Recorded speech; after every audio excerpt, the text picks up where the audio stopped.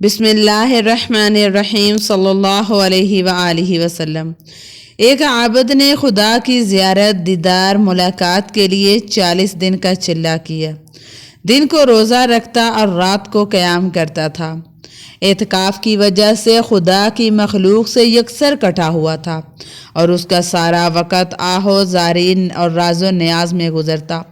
36ویں رات اس عابد نے ایک آواز سنی، شام کو تانبے کے بازار میں فلاں تانبا ساز کی دکان پر جاؤ اور اپنی مراد پالو۔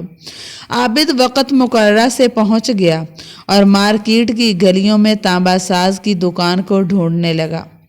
وہ کہتا ہے، میں نے ایک بڑھیا عورت کو دیکھا جو تانبے کی دیچکی پکڑے ہوئے تھی اور اسے ہر تانبا ساز کو دکھا رہی تھی۔ اسے وہ بیچنا چاہتی تھی۔ وہ جس تانبا ساز کو دیچکی دکھاتی وہ اسے تول کر کہتا کہ 4 ریال ملیں گے، مگر بڑھیا کہتی میں اسے 6 ریال میں بیچوں گی۔ کوئی تانبا ساز اسے 4 ریال سے زیادہ دینے کو تیار نہ تھا۔ آخر کار وہ بڑھیا ایک تانبا ساز کے پاس پہنچی۔ تانبا ساز اپنے کام میں مصروف تھا۔ بڑھیا نے کہا، میں یہ برتن بیچنے کے لیے لائی ہوں اور 6 ریال میں بیچوں گی، آپ 6 ریال دے دیں۔ تانبا ساز نے پوچھا، صرف 6 ریال میں کیوں؟ بڑھیا نے بات کی دل کی اور کہا، میرا بیٹا بیمار ہے، حکیم نے اس کے نسخے لکھا ہے جس کی قیمت 6 ریال ہے۔ تانبا ساز نے دیچکی لے کر کہا، ماں یہ دیچکی بہت عمدہ اور قیمتی ہے، اگر آپ بیچنا ہی چاہتی ہیں تو میں اسے 30 ریال میں خریدوں گا۔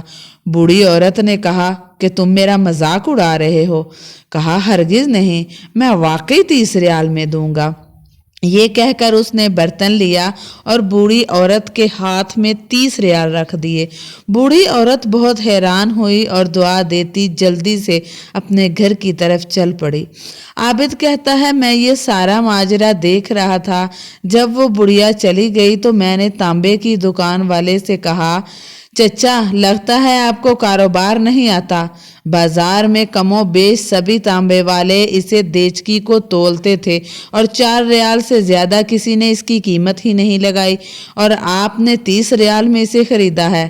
بوڑھے تانبا ساز نے کہا، میں نے برتن نہیں خریدا، میں نے اس کے بچے کا نسخہ خریدنے کے لیے اسے پیسے دیے ہیں۔ میں نے 1 ہفتے تک اس کے بیمار بچے کی دیکھ بھال کے لیے پیسے دیے ہیں۔ میں نے اس سے اس لیے یہ قیمت دی کہ گھر کا باقی سامان بیچنے کی نوبت نہ آئے۔ عابد کہتا ہے، میں سوچتا اور اس کو دیکھتا رہ گیا۔ اتنے میں ایک غیبی آواز آئی، صرف چلہ کشی سے کوئی میری زیارت کا شرف حاصل نہیں کر سکتا، بلکہ ساتھ ساتھ میری مخلوق کی خدمت بھی کرو۔ گرنے والے کو تھامو اور غریب کا ہاتھ پکڑو، اور خود تمہارے ساتھ میں خود تمہارے پاس میں چل کر آؤں گا۔ سبحان اللہ۔